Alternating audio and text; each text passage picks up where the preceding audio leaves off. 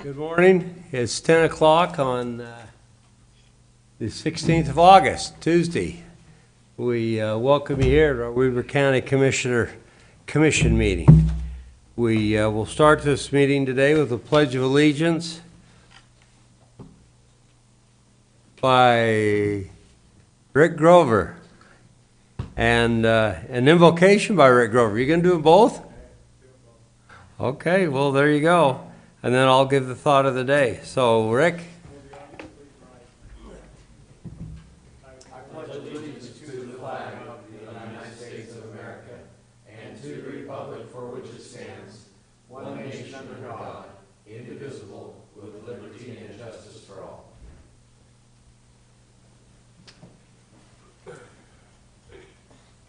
Recording in progress.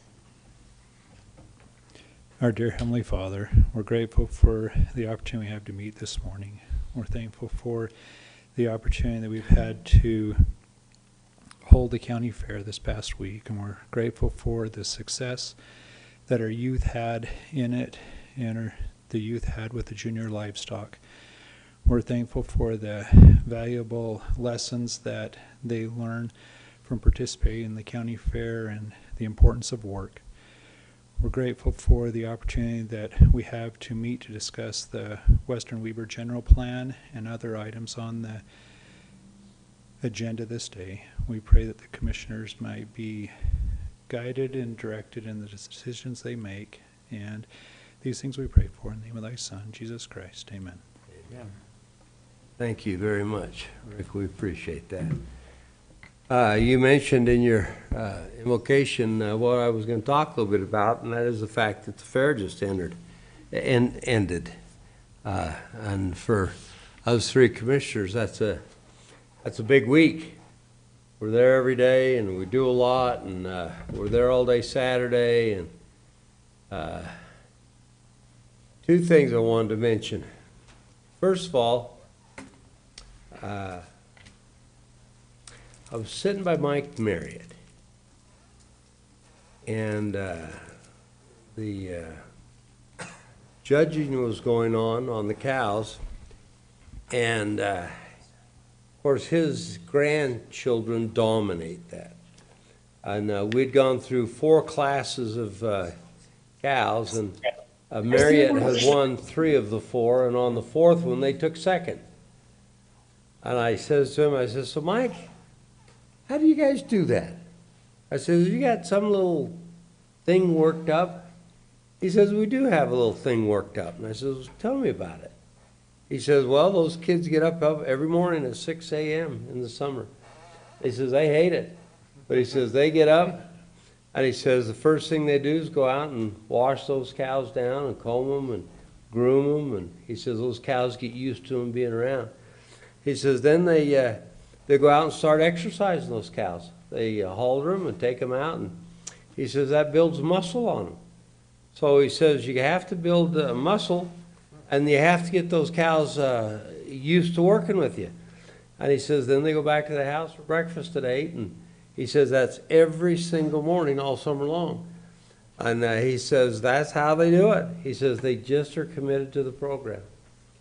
So when, in your invocation, Rick, when you talk about teaching these kids good work ethics, that's truly what it does. It teaches these kids good work ethics. Well, the second thing I wanted to mention is I was trying to get out of there about 3:30, 3:45 Saturday night, and I was headed out. And, I really enjoy that pavilion where they sing. It's fun to sit and listen to them, and they're good hometown performers. And as I went by that, there was a group singing, and they were good enough that I stopped and kind of looked. And then as I looked, I noticed that I knew several of those in there. So I walked over to the little sign, and it was Hell Family, I guess, singers. Anyway, I've done business with them folks out at the nursery before, so I sat down there and watched, and I had a hard time finding a chair to sit because it was so full. So I suspect there was 55, 60 people there. Well, I was darn impressed. Much better than I thought a little local family performing group would have been. They had a kid on a little guitar, one of the little short, mandolin is it called, that he could just go. Well, it was anyway, it was one of the Hell kids themselves. And so these are all Brent Hell's sons and grandsons, grandkids. He was the mayor of Pleasant View. Died early in life. Anyway, and they had a violinist that was an exceptional violinist. Good night, could he play that violin. And you sit and listen to that, and I thought to myself, so that was 3:45. Well, at 5 o'clock when they finished, I was still sitting there. I was still sitting there. Time had just got away from me. But my point being, if you listen to these, there's enough stuff going on there that it's pretty darn impressive to just take it all in. If you don't just try to hustle in and hustle out. And for us, it's been really good to have that. And this year's fair was a tremendous success. And those are the couple of things that impressed me as I went through there on that last day. And you talk about life lessons for these kids raising these cows. That truly is what it's all about. It is a life lesson. Teaches them to work, and that quality, there's a benefit that comes to that. And that's how you win these. All right, that's my thought of the day, commissioners. I hope so. I think you guys think sometimes, man, here he goes again, pontificating. No, we think that, but it's okay. It's okay, that's all right. Well, very good. Well, let's go to our agenda. This is item E, which is the public comments portion of this. If there's people who have come to comment today on items that are on the agenda, right now would be your time to stand up and comment. We'd love to hear from you if you have something to say. We have some weighty issues on the agenda today that we're going to move on. And I see new people in the audience that haven't been here before, and we'd love to hear any of you that would care to speak out about these items. Going once? Is there anybody, Shelley, online? No? All right, well, we'll go ahead and go to the next. Oh, here we go. Thank you for getting up. So if you just state your name and where you live at the front of your comment, we'd appreciate it. Yes, hello, Commissioners. My name is Peggy Doolingbaker. I'm at 2619 North Nordic Valley Drive. And I hope you don't think I'm up here pontificating again, but I do want to share a few thoughts before you look at the action item on here from Nordic Valley.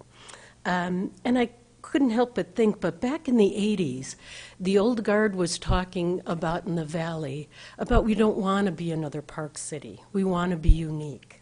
And that still rings true today. So in my opinion, this iteration of the plan for the form-based village for Nordic Valley is not connected to the master plan as we thought. The residents thought it was going to be a small village. And that turned into the form-based village, which is well laid out, but very large for our area. And then after the last meeting, I think the planners called it a community. And a community is not a small village area. So I really feel misled by that. And I also speak for over 290 residents that signed the petition that agreed with that. It's just too big. So the Ogden Valley Planning Commission did give a positive recommendation for this, and that was with overwhelming opposition to the plan. So I just want you to consider that. Residents have great concerns that they've been working back and forth with the Planning Commission about density, about the height exceptions. about the traffic, the pollution, the noise, the sewer, the water, those things that are going to impact our everyday life up there in the valley. So in light of the water, with the state of emergency, why wouldn't we discuss making this footprint smaller? Do we need over 300 rental units in addition to the other dwellings? You know, the density keeps growing with bonus density and workforce density added on top of that. So we're just asking that you look at that footprint and make it smaller for our area. In the last water study, it was concluded that the county, I lost my spot there, sorry. If the county does not want to lead that water effort to secure more water, then we should really look at significantly limiting the development for now. So I guess what we're asking is really be thoughtful, look at the size of the footprint, and please help us not be another park city. And as I saw the sign recently, a little more park, a little less city. So thank you for your consideration. Thank you for your comments. We appreciate that very much. Shelley says we have a comment online. Two. You've got one listed up. Let's go ahead and go to the first one. Eric? Oh, I have Eric Householder on here. The one that I have first is L. Irvin. He's been raising his hand for a while. L. Irvin, can you hear? Mr. Irvin, would you go ahead and speak up, please? Unmute yourself and speak. Yes, Larry Irvin, Nordic Valley. As you all know, most of the folks of Nordic Valley are strongly opposed to the form-based village concept being applied there and the open space it consumes. And we've been voicing our opposition during this whole process. According to planning, Mr. Ewart and the developers, they feel they've addressed our concerns through tweaks to the form-based village code with Nordic Valley specific wording. But we do not feel these tweaks come close to addressing our issues. Yet this freight train keeps plodding on, and it feels like the decision makers are all on board. We hear in one form or another just about every meeting relating to Nordic Valley that a village there is what the public wanted. Mr. Ewart typically squeezes us in somewhere, sometimes as an answer to a question posed. This is what the public wanted, right? This references to the public input from surveys and workshops prior to the 2016 general plan. And this statement is a significant misrepresentation of the public input gathered during that process. These results are outlined in the general plan study, but the conclusions represent very subjective interpretations. There was a key scenario workshop that only had a couple dozen participants, and the difference in the public responses would be statistically insignificant in normal data analysis, especially with such a small data sample. Also, the villages as presented to the public back then, using Old and Newtown Eden as the examples, are dramatically different than what is before us now in Nordic Valley. No concept presented to the public back then involved transferring density from the valley floor to hillsides and on open space, such as proposed in Nordic Valley. In fact, the general plan study even states that Nordic Valley was added later to reach a build-out projection. And that projection was flawed in its assumptions and methods. And these flaws have been exposed by the subsequent 2020 census data. We've recently submitted documentation detailing these flaws. So any declaration that the project on the hillside Nordic Valley community being built primarily on open space represents what the public wanted back then is subjective, biased, and a self-serving misrepresentation. That this public input is clearly deemed important for it to be brought up so often in meetings related to Nordic Valley. But if 2015 public input is being misrepresented as supportive of the village approach there, and 2022 public input is strongly opposed, this should be an important consideration. So we hope the next time this 7-year-old public input is referenced as supportive, that anyone who is truly being objective here will not just accept the statement as fact. the community there expected that eventually there would be some form of ski resort development that would occur on the resort properties with the current zoning without swallowing up the open space area there. And this application of the village concept here is dramatically different than what was ever presented to the public while developing the current general plan. Thank you. Thank you. We appreciate that. Who was the other one on there? The next one just says iPhone. Okay. And what was his name? There's not a name. Uh, iPhone. It just was Whoever is on your iPhone, could you go ahead and unmute and speak?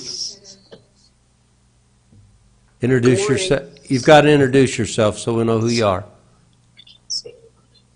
Hello? Hello? Hello? Hello? I hear you. Oh, is anybody else there? Yeah, we can hear you. Go ahead. Hello? Yes, I hear you. Okay. Did we all get cut off? Yes, Yeah, you can, I can hear you. You're good.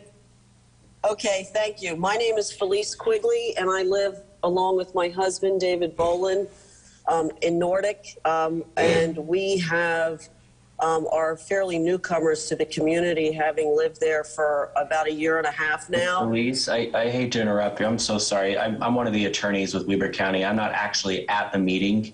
I'm attending remotely like you are, but let's wait until the chair recognizes another speaker. They may have technical difficulties. So just to make sure you're getting heard, let's see if we can get connected with the main meeting. He is being heard, and we all wanted to hear him, so go ahead. Everyone hear what I said? Yes, we have. Everything's fine. Just keep talking. I heard you, but I was on Zoom too. Me too. Keep going. Felice Quigley, keep going.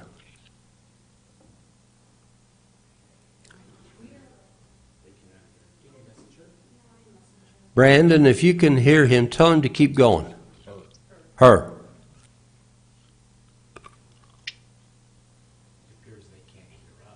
I know. Rhonda, I see you on there. If you can hear us, tell this lady to keep going.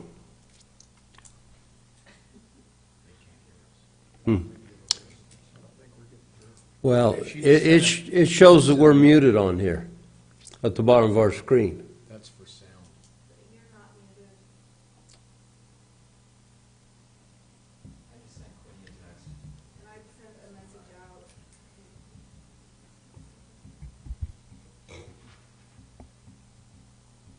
All right, I've received some communication from the room that you can continue talking, and it looks like they'll try to get connected with us and they can hear you. Okay. This is Felice Quigley. I live at the base of Nordic Valley Way and Viking Drive with my husband. We bought our house just about a year and a half ago, and my first meeting that I attended was a work session of the Planning Commission back last February. And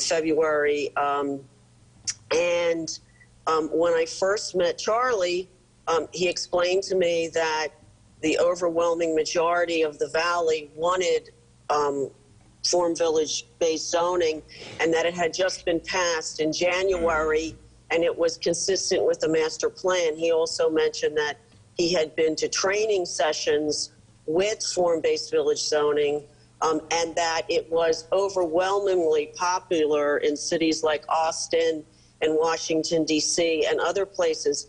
And so I took what Charlie told me at face value. But since that time, I've attended numerous meetings, not only those sponsored by the developer, but also the Planning Commission meetings. I've met with the three county commissioners, along with Doug Weaver and Joanna, and I've spent many hours, weeks of time looking at the current code, looking at the proposed changes and tweaks in the form-based village zoning. I happen to echo what has been said both by Peggy before me and by the other gentleman. I'm sorry, I forget his name, and I'm zooming in on a phone because I'm traveling on the East Coast right now. But I think that this is just much too big, and I think that has been the consensus of everybody up at Nordic since the beginning. We have made numerous suggestions. I met with Scott individually. I also met with Scott and Charlie individually, suggested that not only the density be scaled back and gave very specific factual reasons for that because of over-calculations based upon errors in prior maps that should have been denoted as 01 that weren't. And some of those concessions were addressed, some. But what was not addressed, and that I still am, as well as everybody else that I have spoken to is concerned about, is the number of units, as well as the fact that hotels and condo hotels are not going to be factored in the actual calculations in determining transferable density rights. Also, what we're very concerned about is the heights of these buildings. We've requested time and time again that the developer, who has said that there were not going to be any buildings constructed over 35 feet except for the base of the existing ski area on the ski pond or the ski lake. They have not changed, at least that I haven't seen the changes, specifically addressing that in the zoning for that, in the form-based village zoning that is consistent with what the developer is saying. This is all being changed, and the proposal is being done because the developer has asked for it. They are the proponent of this form-based village zoning in Nordic. And if they are not going to build buildings that are 50 feet high, except for at the base of the ski area, then why not change the code to reflect that? There's absolutely no reason not to incorporate that. So I'm amazed because I've heard from both Rhonda as well as from at many meetings that were held that they have no intentions of building anything over 35 feet except at the immediate base of the existing ski area. So I don't know why that the code cannot be changed to reflect that when it seems like the community as well as the developer wants that. So I don't have really anything else to say other than I would appreciate your strong considerations of the community's outreach about this and be consistent with what not only the developer is saying, but what the community wants as well. Thank you. Thank you. Michelle, did you have somebody else on there that would like to speak? Okay, yes, sir. Please come up. It's good to have you here today. Could you introduce yourself? Tell us where you live. I'm Bruce Keswick. I live up in Nordic, and I have a new comment that was going to be sent in, I believe, prior to the meeting, possibly not. But it was to consider property tax protection as we move forward. As you know, the property tax has jumped dramatically recently, and this is a new item as this area grows, as property values jump to protect those that have been there for a long time or are retired up there. And that's the base of the comment, and any specifics will be sent in written form. Thank you. We appreciate that. Others? Okay. What is their name?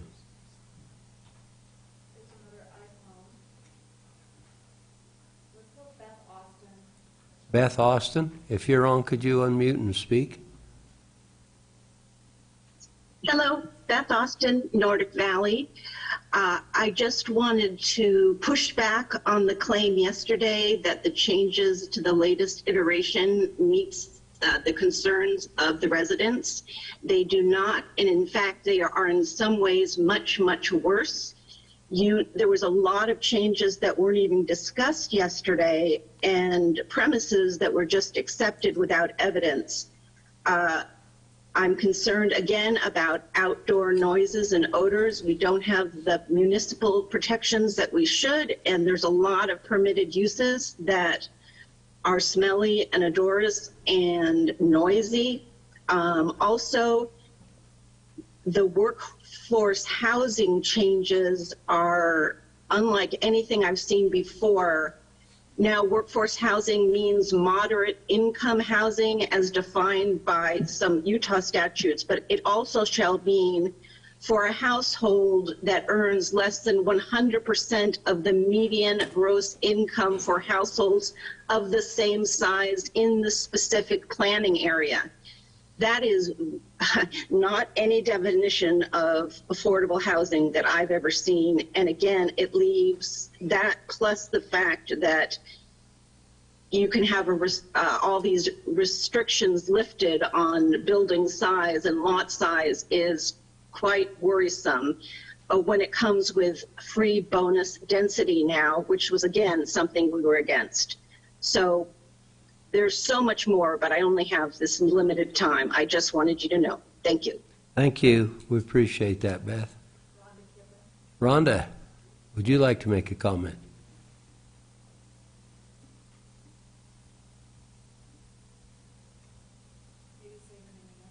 Rhonda Kippen, we show you have your hand up. Would you unmute and speak? Sorry, I had myself muted. I'm sorry I'm not able to be there in person today. I had a slight accident this morning, and so I'm waiting in the doctor's office. But I wanted to make a couple of comments here. First of all, to actually back Charlie, you were up a little bit because I actually did work at the county during the period of time that the general plan was being done, and I was part of the work sessions. And the reason Nordic was actually identified late in the game as a village center was because the citizens brought it forward saying, what about Nordic Valley? We have a ski resort there, and it's only reasonable to think that that will turn into eventually a village area. And it was the citizens that brought it forward, wanting it to be a village area, not the staff that brought that forward. And so that is why Nordic was added as a potential village area. What I want to clarify to everybody is that what is being adopted today is only a text amendment. It does not modify anything that is going on with your property.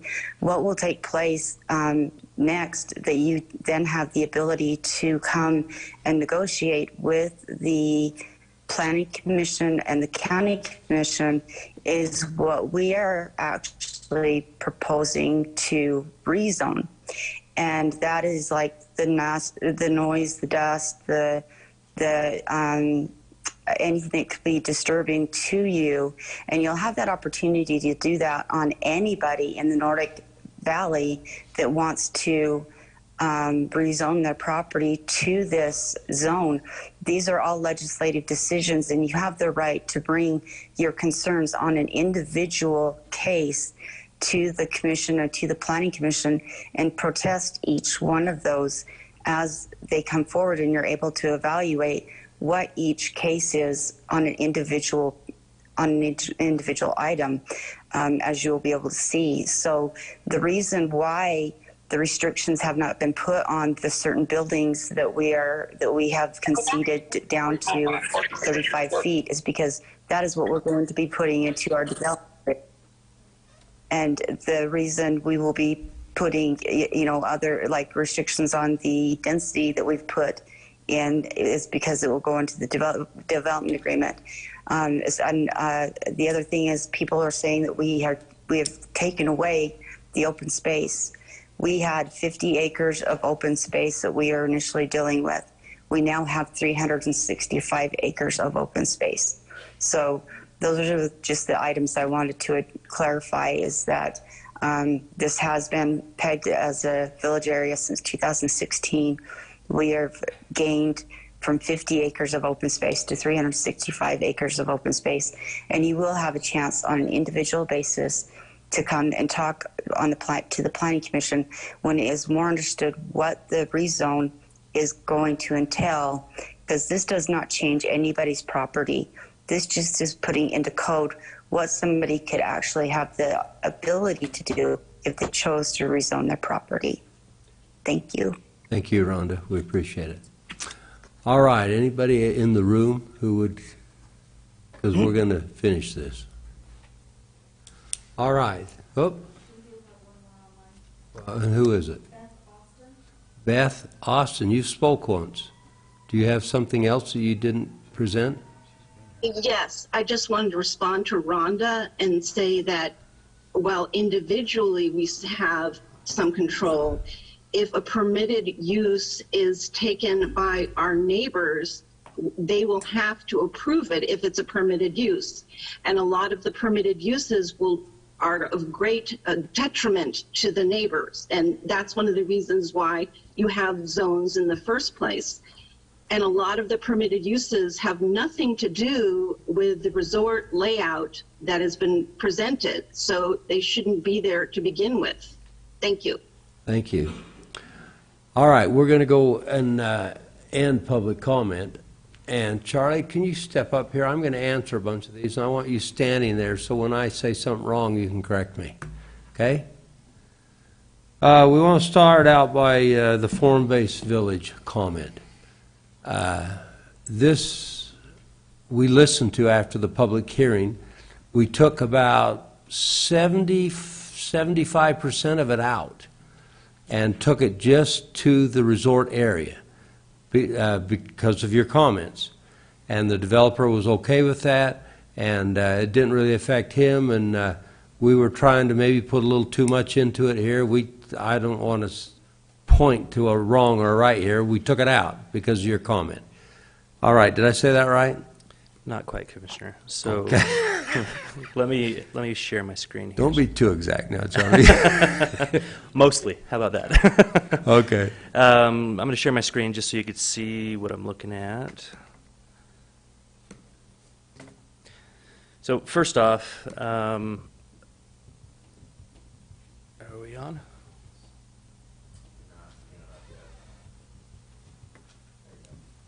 Perfect.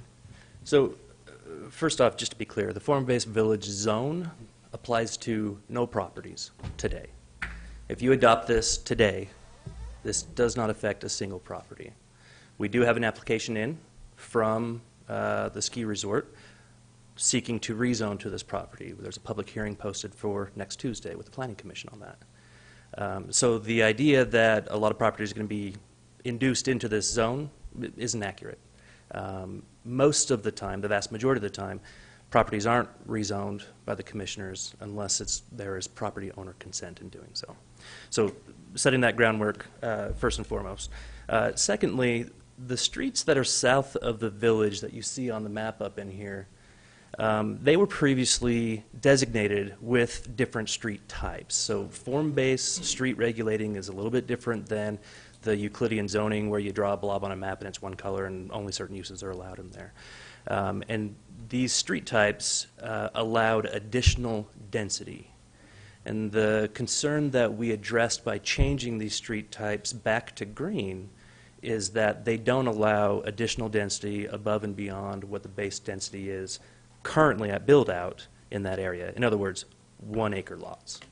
And so even though we've created a plan, an area plan, small area plan, like the general plan suggests that we do, that can be applied to the area. Number one, none of the properties are pushed into it. Number two, when a property owner desires to rezone to it, if they are up in this area, Viking or the southern part of Nordic Valley Way, they would be in the 1 acre lot size, which is exactly what those subdivisions have been developed out as.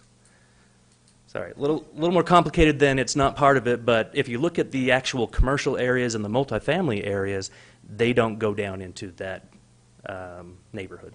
Actually, they end at the roundabout. Okay. Second was building height. I thought we had changed that with buildings other than those right down around the resort. So right here at the roundabout, the applicant has suggested there's going to be a building that could potentially block the view of some of the uphill residents, the view across the valley. Now, the applicant's designer has suggested to us there's a significant drop between what's uphill and what's down here. So even a 50-foot tall building might not actually be side obscuring. We don't know. We don't have evidence one way or the other. But the applicant has said that he is willing to, through his rezone and development agreement, self-restrict that to 35 feet, Right. no higher than that. So to the person who said this needs to be in code, it's the development agreement that we will put with this that guarantees this, right? That's right. And one of the reasons Okay. that's important is because you've got some of these other streets that do have the potential of 50-foot tall buildings, and the applicant is banking on that idea.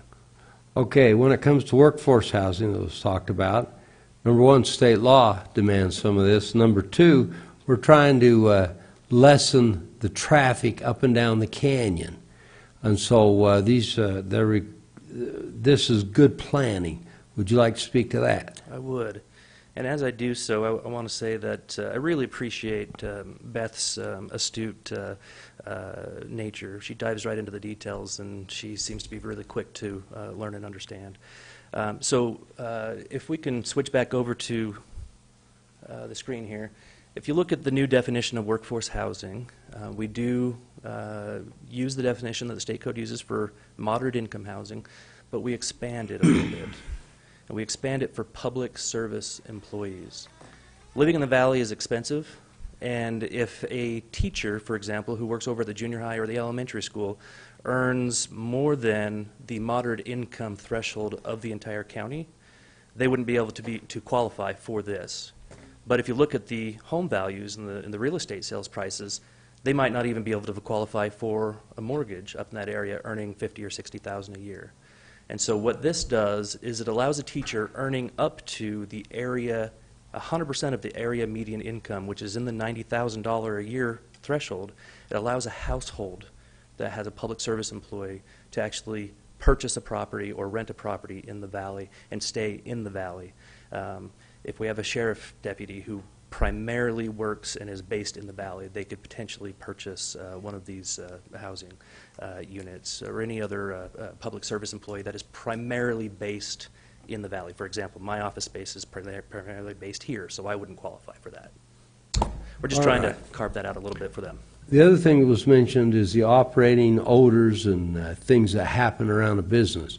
Well, the responsibility of the county is to monitor that kind of stuff and make sure that it doesn't get, it's the health department and it's our inspectors, and we do that on a regular basis down here, and we will do it on a regular basis up there. It's our responsibility to do that.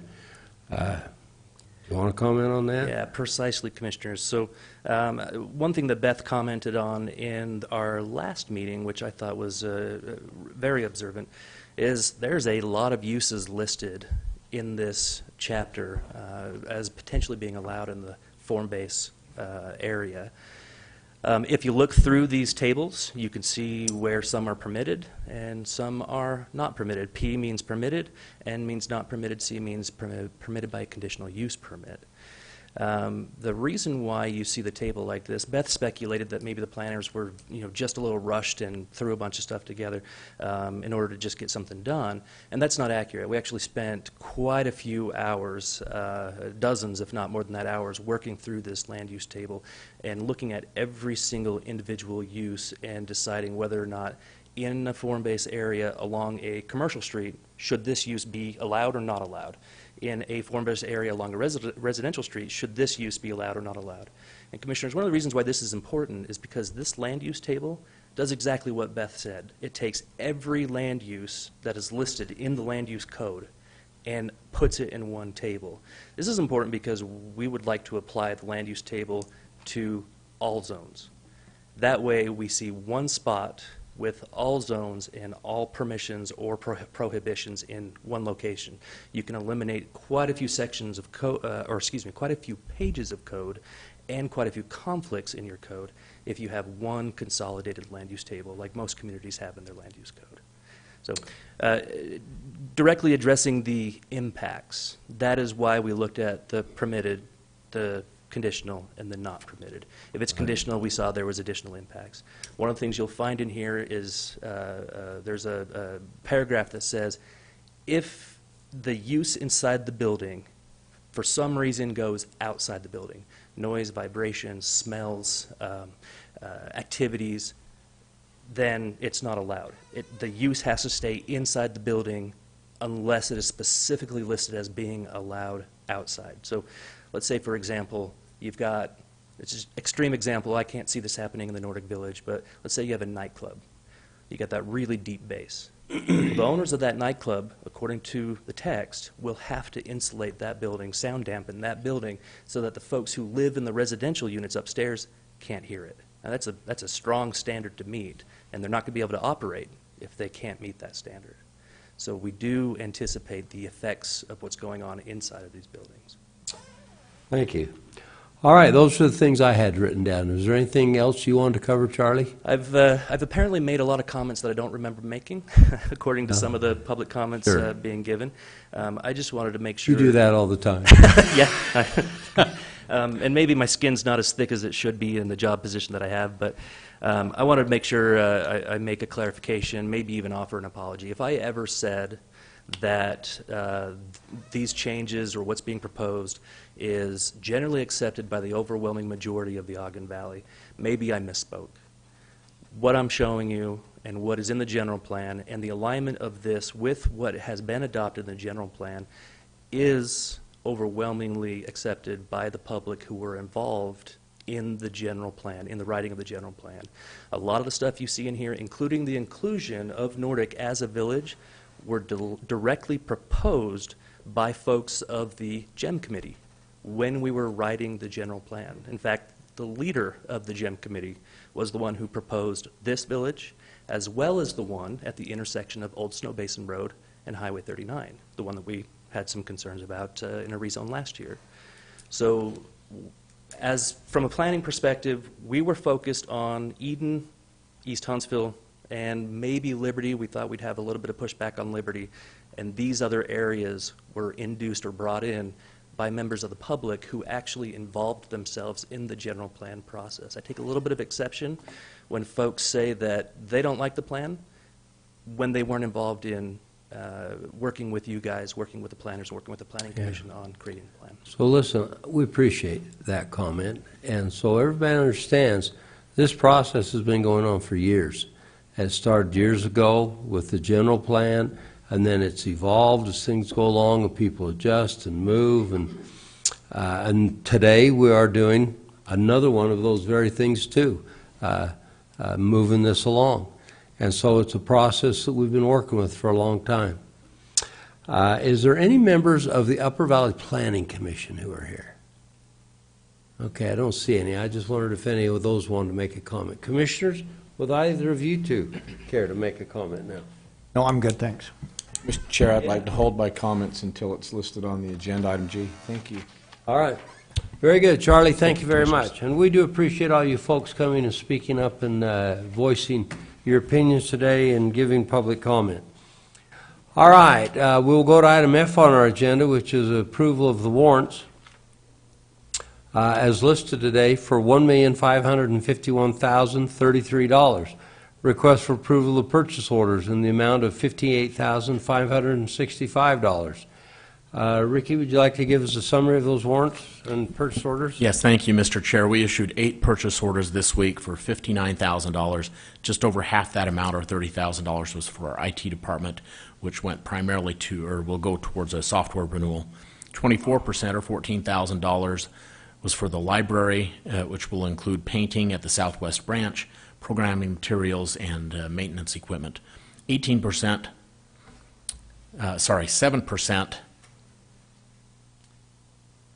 I entered those on the wrong thing. I'll get to those in just a second. As far as warrants, we issued 208 checks this week for $1.6 million. 1/3 of that amount, $507,000, is for the transfer station, which is almost exclusively disposal fees.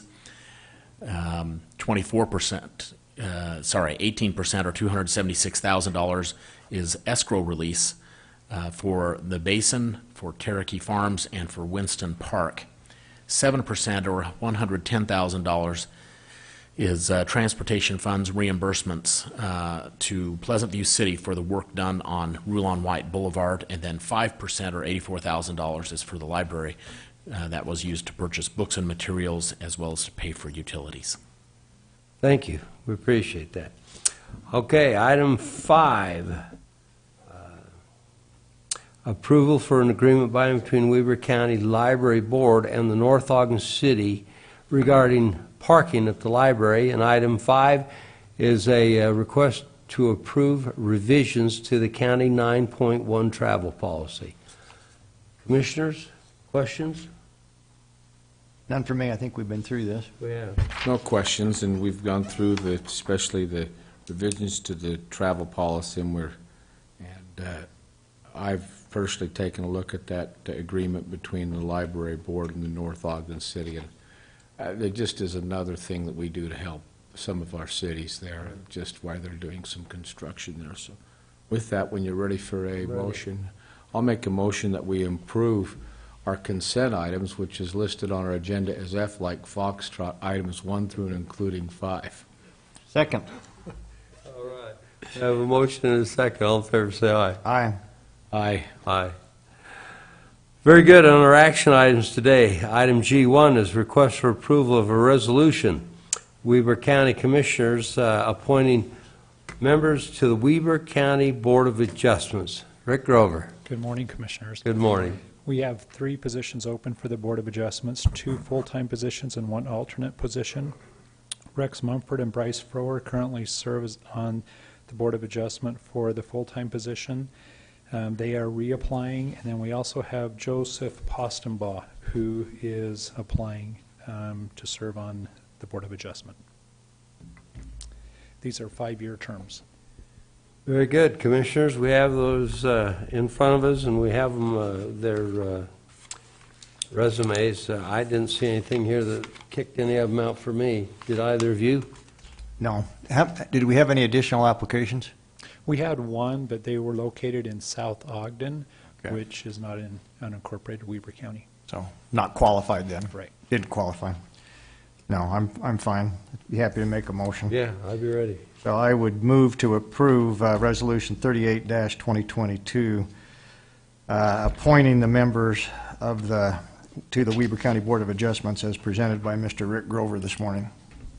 Second? Very good. We have a motion and a second. All in favor, say aye. Aye. It's a resolution. Oh, it's a resolution. Sorry, you caught me.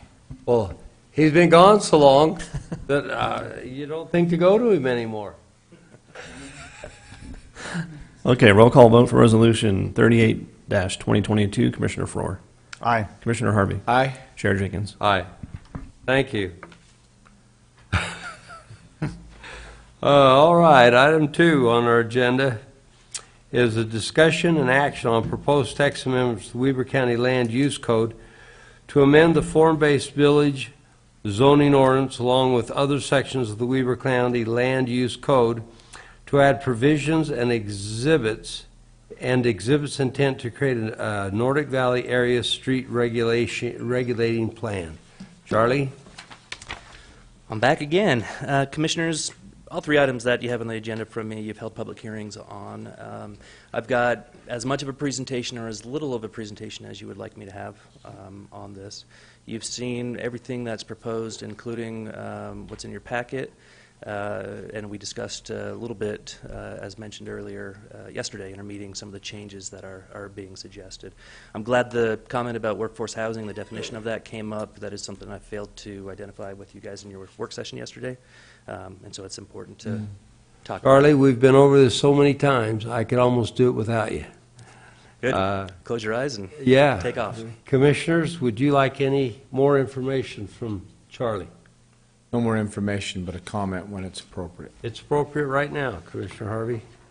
I appreciate the comments made, Mr. Chair, by those in person today. Ms. Doolan Baker. Did I say that right? Doolan Baker? Doolin Baker, yes. Doolan Baker. I spelt that in a lot of different ways, and I took my umlauts off, and I did my best there. Thank you. Mr. Irvin, Miss Quigley, Mr. Keswick, and Miss Austin, and also you, Miss Kippen. Thank you. I also wanted to comment, we've received quite a few emails from people. Many of them were written one time, and then there were some small changes, but pretty much they're the same body of the email. Charlie, you've received some and have responded to them for us or to the people, and your responses were good and accurate. I appreciate that. But I wanted to make sure that I'd forward those emails on so that I wanted those people to know that they've been heard, and it's a matter of public record on that as well. You know, Mr. Chair and Mr. Vice Chair, I love the Ogden Valley ever since I started going up there in the 60s and 70s, believe it or not, and I love the conservation easements that some of which we've participated in even financially. I love that open ground. I think there was a couple of comments made today about this is what the public wanted. I may have been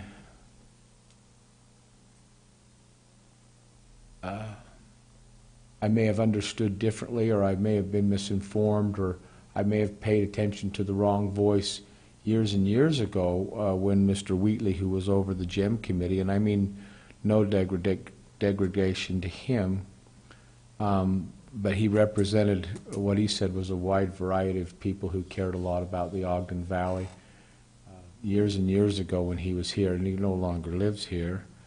But I think it's loud and clear to me that ideally they want the same thing that I want in my neighborhood, and that's not a lot more growth, or very responsible growth. Some things, when you sit here, some things you learn you can do and you can't do. Some you have to do whether you like it or not, because out of state statute. Most people, I think those who have really put in there, done a lot of homework, realize that we're not the water authority. Water seems to be a big topic amongst many platforms right now, but we're not the water authority in the valley. Whether it's this developer or any developer, they need to bring the water with them. If they don't have contracted water from whatever source they get it from, their development would never come through. I do remember sitting in another position in the county years ago where people wanted to reduce the urban sprawl on the valley floor, and this is why we have conservation easements. If they couldn't have no more growth, they'd rather have them in village areas or nodes or whatever you want to call them. And so I realize that the action today is text, and I realize it's a text amendment, and I realize that there are development agreements that would have to come. About 6-8 weeks ago, I met with a number of citizens who live on Nordic Valley Drive. It was very enlightening, and they had asked, and maybe it was more than that, maybe it was 8 or 10 weeks ago, but they had asked that we'd get with, if things were to move forward, that we work with the developer about reducing the number of allowed potential residences that could go in that area. At the time, we were talking 700 or 800, 900, something like that. This has been reduced now to about 500. They talked about heights, and what I've seen, that's all been handled or will be handled as it relates to development agreements. I like what you've talked about. The smell and the noise piece is is a consideration. But I think the comment about making the footprint smaller has been done based on my understanding, what I got out of the meeting. Most of the things that the people from Nordic Valley Drive, they seem to have been satisfied. Then also, I think it's important that people who, I don't, more and more people they live up there are full-timers, not part-timers. Those who come in at part-timers, I want to represent the full-timers with a little more vigor or passion than I do the part-timers. Not that the part-timers aren't important, but we don't usually educate their children, or the amount of incidences aren't as great because of just the timing. So I have to think about that. It was also important to me through this whole process, and as I've met individually also with some of the landowners, especially on Nordic Valley Drive, that this form base doesn't apply to them. That's been satisfied. Because at one time, the notion was that they could subdivide their lot with ADUs or other types of things. This wouldn't apply now to that.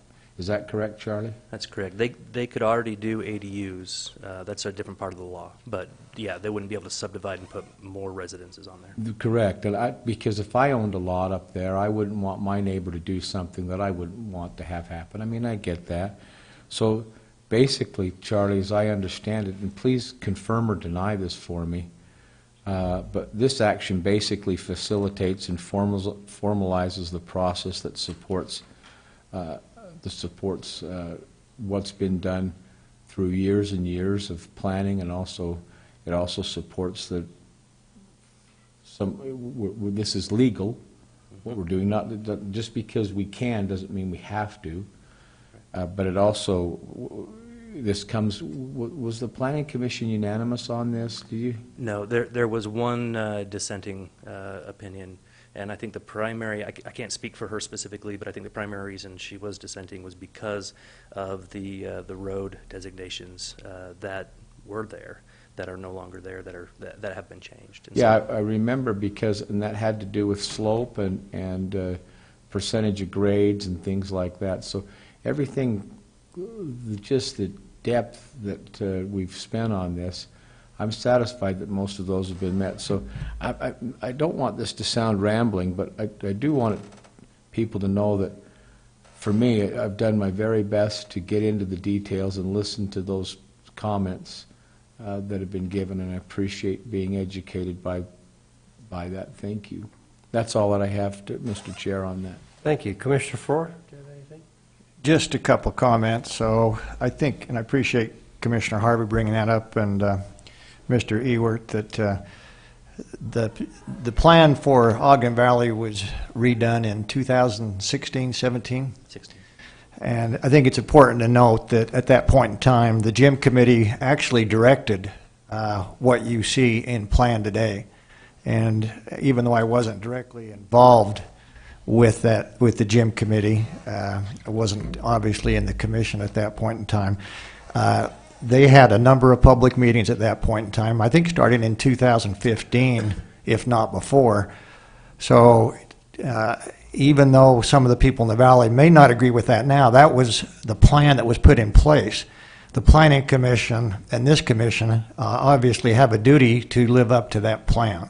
That plan was put forth by a group of citizens at that point in time in an effort to maintain some type of open space on the valley floor and move that to areas that could be served by infrastructure, and noting that the resort areas become very important for future growth.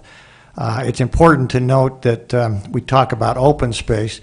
The lack of open space, well, currently, as was pointed out, there's approximately 50 acres of open space that now turns into over 350 acres of open space. So to me, that's a win. That was what the Jim Committee actually was proposing in the plan.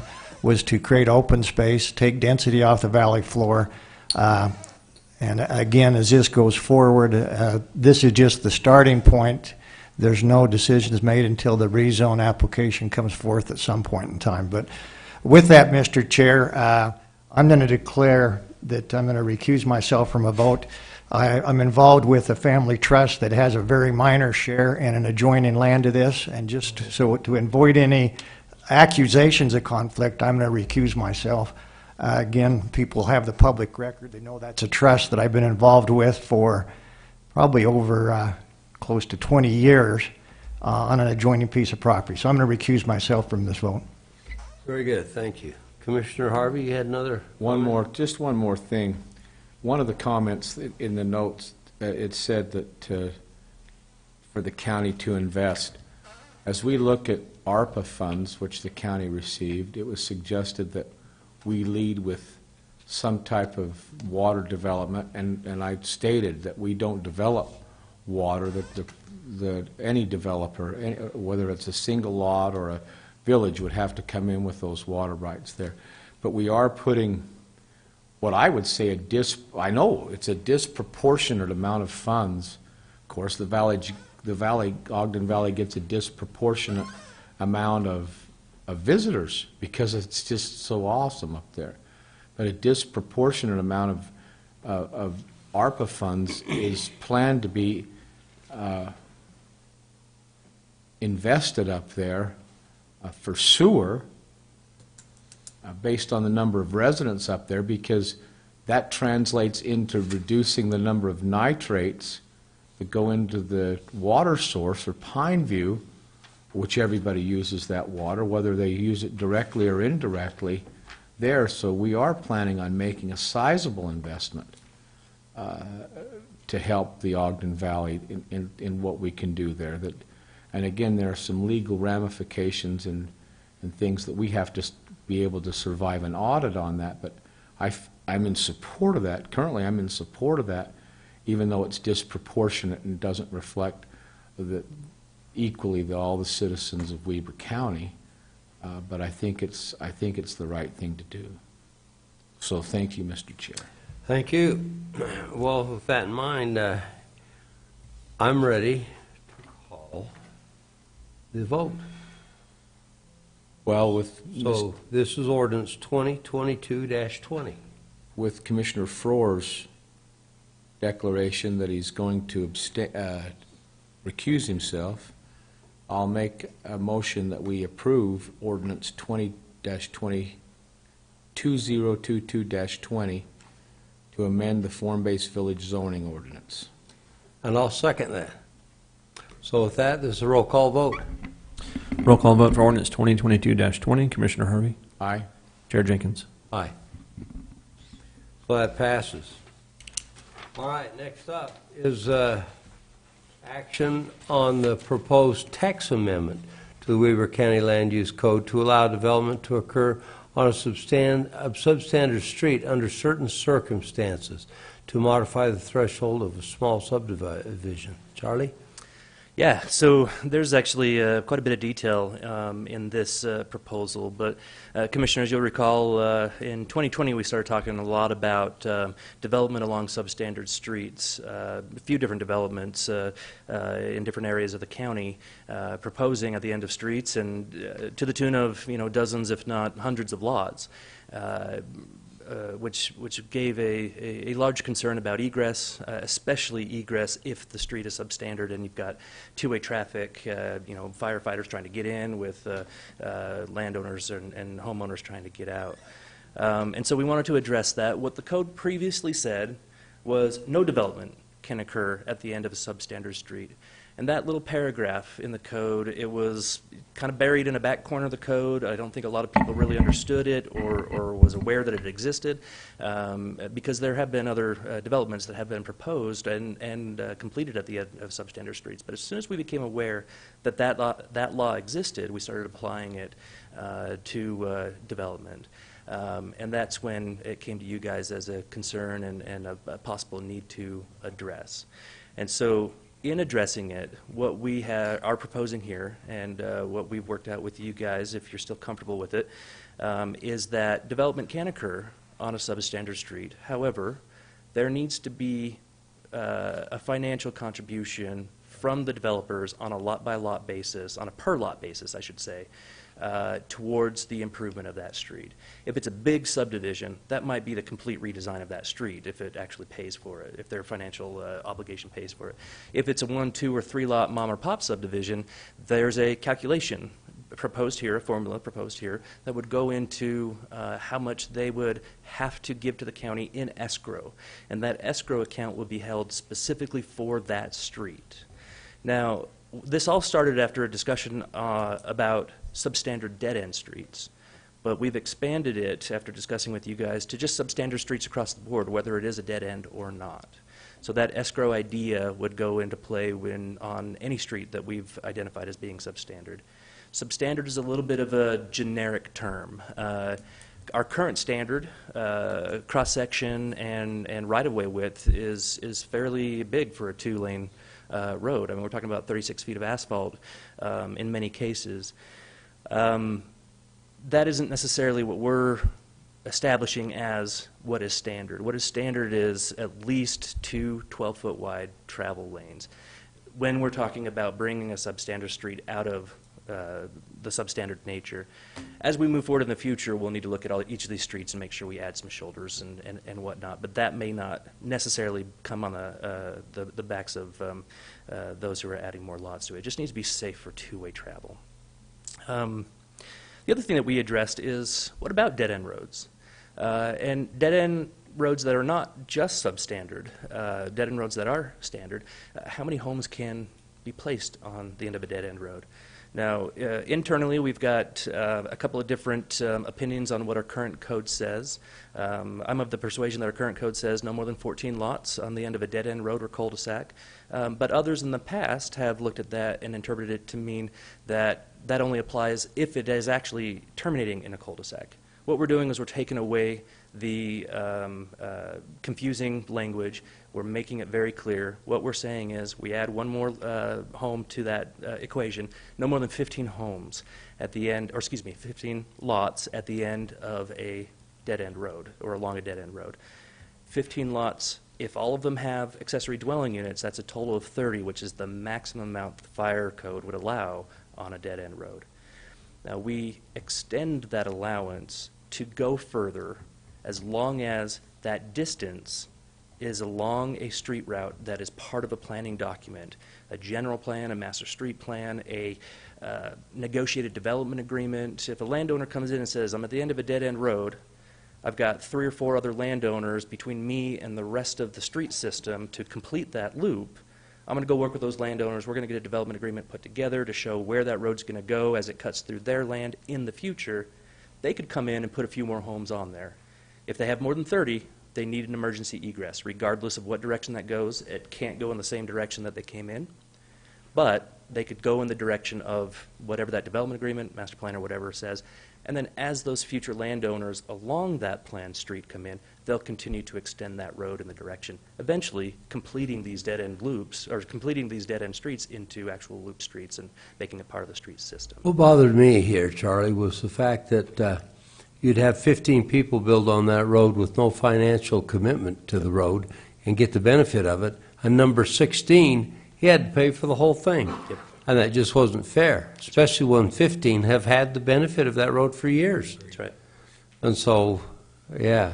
Yeah, we don't make it retroactive. People who currently exist out there, if they got the benefit of that in the past, it is what it is. But people coming in would need to run that calculation and put a little bit of skin in the game on fixing that roadway. Otherwise, they won't be able to add more density on that road.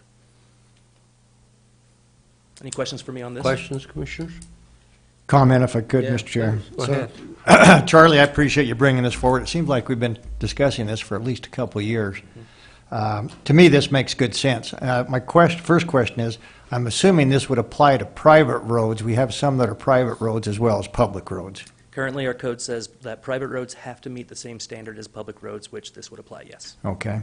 So, and this makes a lot of sense. And the other reason is that I think since the original ordinance was put into place, we've seen some changes in in our community that most homes don't just have one car Like when I grew up, one car was pretty much the maximum that most families in the valley had. Now you can see 2 or 3 cars in any household. So if you times that by 15 or 14, whatever the case may be, that's a number of cars on a substandard road that leads to safety issue. And again, I agree with Commissioner Jenkins. This clarifies it so that that last person that may build then does not get stuck with the entire, which makes it almost impossible to do. So I think this is a step in the right direction as we look at more and more construction on whether it be a public road or private road, what we call a substandard, brings them up to speed. Safety, fire, public safety, I think, become very critical in this case. That's right. So I support this, Mr. Chair. I may not have mentioned this to you guys in the past, but on the subject of multiple cars at one home, all of our research on Western Weaver and in Western Weaver General Plan shows that the average age is increasing, but the household size is also increasing. What that's telling us is that you've got adult children, intergenerational households, and so you're definitely going to get more cars at these households in those cases. Out west, more tractors. That's Maybe right. up in the That's valley, right. too. That's true. It used to be up in the valley, more tractors. Very good. Commissioner Harvey, anything? All right, I'm ready for a motion. Mr. Chair, I would move that we approve ordinance 2022 is that 21? Mm-hmm. 21. Second. Second by Commissioner Harvey. Craig, go ahead. Okay, roll call vote for ordinance 2022-21. Commissioner Frohr? Aye. Commissioner Harvey? Aye. Chair Jenkins? Aye. Okay, item 4 is discussion and action on the proposed Western Weaver General Plan. My good night. These plans we've been working on for years. We talk about years. If you talk about the general plan that was in 2016, now all the advancements to in the Upper Valley, and now you get down to the West Weaver General Plan, and this was a plan that several of us wanted to, people wanted us to jump into when they were having the vote whether to create a city or not. Yeah. But we felt like we shouldn't. For one, it was expending funds that I thought was unfair to all the people, and number two, we didn't know if it was going to be a city or not, so why put all the time and effort into it? Well, as it turned out, I'm very glad we didn't because of the way this whole thing turned out and what happened, and it just ended up being really a tough proposal. But Andrew, you and the Planning Commission, we tip our hats to you, sir. You have done a marvelous job out there. Rick and Charlie, you've done a good job at our public hearing. There were lots of accolades for you guys and the time and efforts you put into this. And so I want to accompany those and agree with them. You've done a wonderful job, Charlie and Rick, and we appreciate it. So, Rick, Thank you, Commissioners. we'll turn the time over to you on the proposed general plan for Western Weaver County. Great. I don't have a whole lot more to add other than what I presented last week. Reading the plan has the meat and potatoes. The maps tell you a little bit. The plan tells you how the map applies. What you have in front of you is just updated maps. The future land use map is no different than what you've seen before, but what I've done is on each of the successive maps, I just give you a different viewpoint of how that map affects both streets, parks and recreation, active transportation, and future land uses. So what you're seeing there is not significantly different other than just the presentation. The only slight difference I would guide your eye to, and I just caught this as a mistake, if you're looking at, well, kind of hard to see on this map, but if you're looking at 700 North, and you take your eye towards where 700 North kind of curves down into 8300, 700 North on the previous map just straight teed into that 8300 future highway. Yeah. We're showing an angle down, and that's to keep if we ever do get a limited access freeway way out west, that's to make sure that those interchanges stay a mile apart. Good. And so I just wanted to make sure you guys knew that was there. As far as the plan document, I've got that sitting in front of you guys for you to pass around and look at. That's the formatted version. If you flip through it, you'll see that there are a few blank spaces for maps and for tables. The formal maps that you have in front of you, and a couple other maps that you've seen before, will be added in there. This is a resolution, if you choose to adopt it today. In the resolution, I've got a little bit of verbiage that, if you guys are comfortable with it, give staff a little bit of deference to go through the plan and correct any edits or grammar if we find more grammatical challenges, and then add the maps in and finish the maps up. Other than that, I think we're good to go. We'll get you, if you're good with it and adopted, we'll get you that final document published by the end of the month at the latest. Commissioners? Mr. Chair? Yes. I'd like to follow up on your comments. Again, this has been a heavy lift, and we wouldn't be here today without the fine work of the Planning Commission. Andrew and that group have put countless hours into this process that I think the public would, after our last public hearing, would agree is in the right direction. Changing plans is never easy, but we understood, even 2 or 3 years ago when this was first discussed, that it was our duty to look at the growth in this county and come up with a plan that served the future for our kids and grandkids. I believe that this plan gives us that opportunity, gives our kids and grandkids the ability to have an opportunity to live and work in Weber County in the future, which to me is critical. And Charlie, just so we're clear, so I'm clear, even though you've got different colors on here, the maps, this doesn't automatically change any zone. Correct. That it would give the opportunity for a landowner, if they desire, to change what they're currently doing, whether that's been a farm, orchard, whatever that may be, that they would actually have to come in and apply for a rezone, and at that point in time show proof of sewer infrastructure, water infrastructure, irrigation, et cetera. So. Yeah, and proof of benefit, And then, community benefit. right. Yep. So I think that this is the right direction. I just want to make sure that the public understands that this is not increasing any additional density right now, but gives the opportunity for those landowners to come in the future and request a change. That's my remark. Great. You know, it was amazing to me when we had the public hearing that the amount of people that really were more supportive than were against it. While there was some little opposition, but it was little, and this just goes to show just the amount of investment and time and care and attention to detail that our Planning Commission and our Planning Department have put into this process. One of the plans is 19 years old, and the other was over 50 years old. And so this is a landmark thing we're doing today to help tomorrow. So I'm really encouraged by that. Thank you. I think too, for both of you, for your efforts and what you've done to make sure this happens. And this just didn't get pushed off again to another group of commissioners, but we've addressed it, and that's wonderful, I think. Thank you, Commissioner Harvey. I appreciate that very much. So if you're ready, Mr. Chair. I am ready. I'd make a motion that Resolution 39-2022, the Western Weber Planning Area General Plan, be approved. And I'll second that. Whoa. It's a big moment. We've been working a lot of years on this.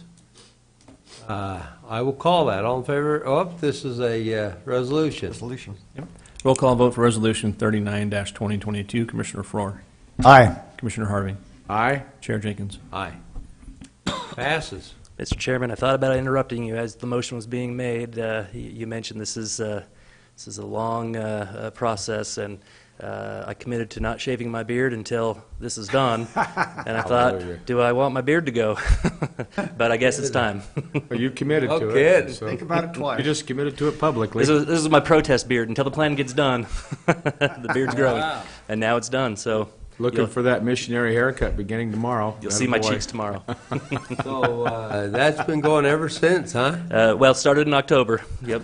Ever Wow, since Charlie. then. A little So bit of that's trim here about and a there. year, huh? Growth? Yeah, almost a year. That's quite a beard for a year. That's quite a year, yeah. I get a lot of compliments. My girlfriend sure likes it, but I'm done. I'm tired of waking up with hair in my mouth. Thank you, Commissioners. This Thank is a you, heavy Charlie. lift. We appreciate you. Rick?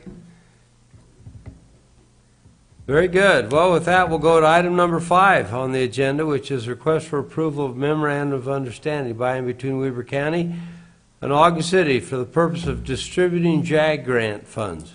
Chief Perry. Good morning. Almost afternoon, I think, Commissioners. Almost. We have been, for several years, we have been recipients of a federal JAG grant with Ogden. This is the second year that I've been involved in it. I know Chief Roundy before me was involved in it. This MOU is required between us and Ogden every year in order to receive and distribute those funds. Ogden primarily takes the lead on this grant and does the majority of the work. I appreciate the work they do. Our portion of the funds go toward the Virtua simulator that we use for law enforcement training to maintain that. Both us and Ogden jointly maintain that. So a portion goes to that, and then we use the rest of our portion for equipment and other training opportunities. Any questions? Questions, Commissioner? I have a question. Was there in the last week, were there any contests in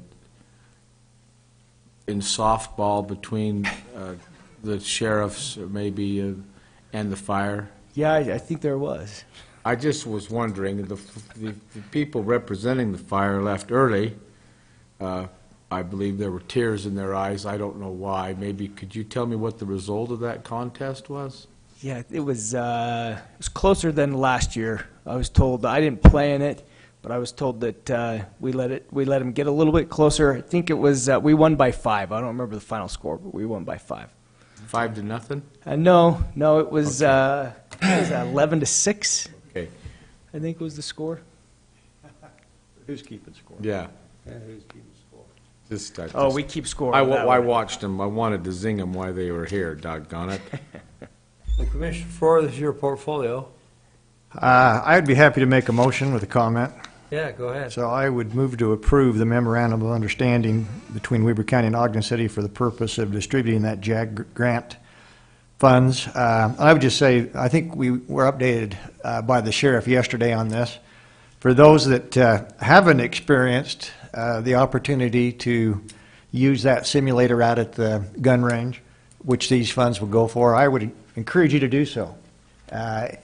First off, it gives you an appreciation for what our public safety people go through each and every day. And you understand that the decisions they make are very difficult. And in a time frame, split-second time frame, you have to make a decision on what to do. I'm just glad I'm not in their position to have to make those decisions. But the training becomes, in my opinion, and I just did it for half hour, 30 minutes, 45 minutes, the training, in my opinion, would give them real-world experience before they go out and actually encounter that. So I fully support that. Great. That's a motion. Second. A second. Commissioner Harvey, anything you want to say before I call it? No.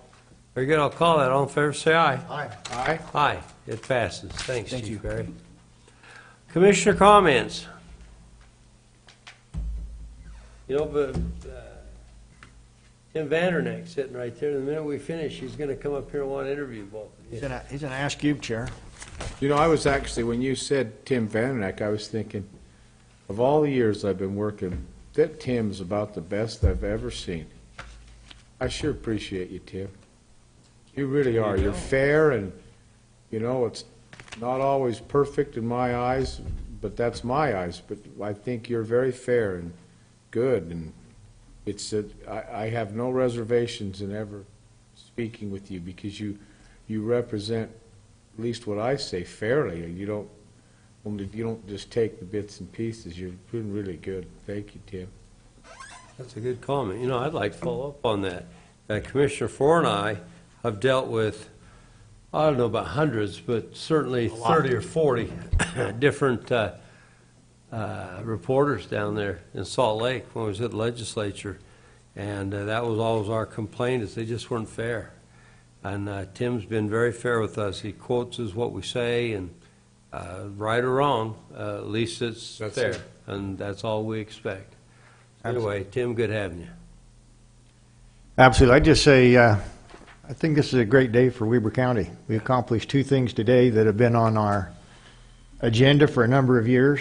And again, as Commissioner Harvey said, the easy thing to do as a county commissioner is just to kick the can down the road because of public comment. Obviously, we know that not everybody's happy with everything we do, but we have to make decisions on what we feel, and people elect us to make decisions on what we feel is the best interest of the citizens, current citizens and future citizens of this county. And I believe we've been able to accomplish that today. Thomas, if I could? Yeah. Thomas Jefferson said that more politicians are criticized for doing something than those that sit back and do nothing at all. So it's okay. I'm okay with that. Yeah. We did the right thing today, I can Yeah. tell you that. Well, and the amount of effort that's gone into it, when I look at Andrew, and, you know, he's been on that plan. Well, I'll tell you, Wayne Andreotti, he was talking about getting off. Wayne Yum. Yeah, and when we told him we were going to tackle this, he hung in there to tackle this specifically. So some of our planning commissioners have done a yeoman's job here. I just am way impressed. I don't know who Yeoman is, but maybe he was a good worker. Yeoman was this little short guy. Little short guy. All right. Anybody want to go home? Or our next meetings, I should say, never go home. So I don't think we're going home yet, but I'd make a motion to adjourn, Mr. Chair. Second? All in favor, say aye. Aye. Aye. We're adjourned. This is the